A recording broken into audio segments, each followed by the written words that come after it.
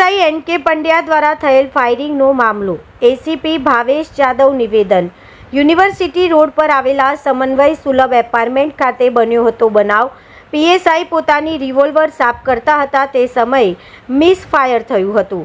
બનાવ સંદર્ભે departmental inquiry સમક્ષ અધિકારીને સોંપવામાં આવી. સમગ્ર મામલે યુનિવર્સિટી પોલીસ સ્ટેશન ખાતે જાણવાજોગ દાખલ કરવામાં આવી છે. 22-23 બેન્ચના ડાયરેક્ટર પીએસઆઈ પંડ્યા 2 વર્ષથી યુનિવર્સિટી પોલીસ સ્ટેશન ખાતે ફરજ બજાવતા હતા. છેલ્લા 15 દિવસથી સાયબર ક્રાઇમમાં ફરજ બજાવતા હતા. પીએસઆઈની સાથે તેમના ફ્લેટમાં હાજર પૂજા પરમાર નામની મહિલાને પણ ઈજા પહોંચી છે. બંને વચ્ચે શું સંબંધ છે તે બાબતે તપાસ કરવામાં આવશે. પ્રાથમિક તપાસ અન્વયે એફએસએલની પણ મદદ લેવામાં આવી છે. Bhavik Patel, Rajkot. University police station વિસ્તારમાં ગઈકાલે રાત્રિના સમય દરમિયાન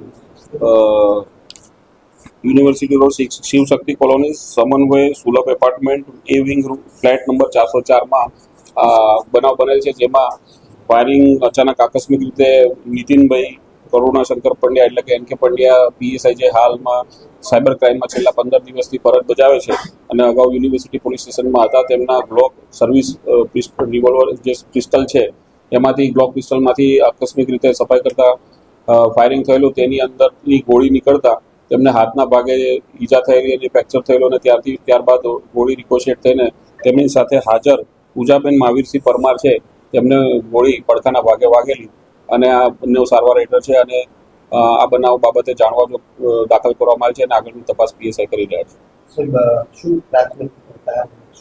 પ્રાથમિક કારણ આકસ્મિક રીતે બનેલું છે અને આ બાબતે એફએસએલને સ્થળ પર બોલાવવામાં આવી છે અને ખાલી કાર્ટીજ અને ફાયરિંગનું જે પિસ્ટલ છે કબજે કરવામાં આવ્યું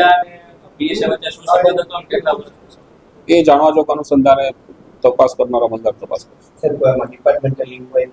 સક્ષમ અધિકારી નક્કી કરશે ને એ પ્રમાણે આગળ. પ્રાથમિક તપાસમાં એવો કોઈ સંબંધ નથી, એમના ઓળખીતા મિત્ર છે એવું ધ્યાન પર આવે છે.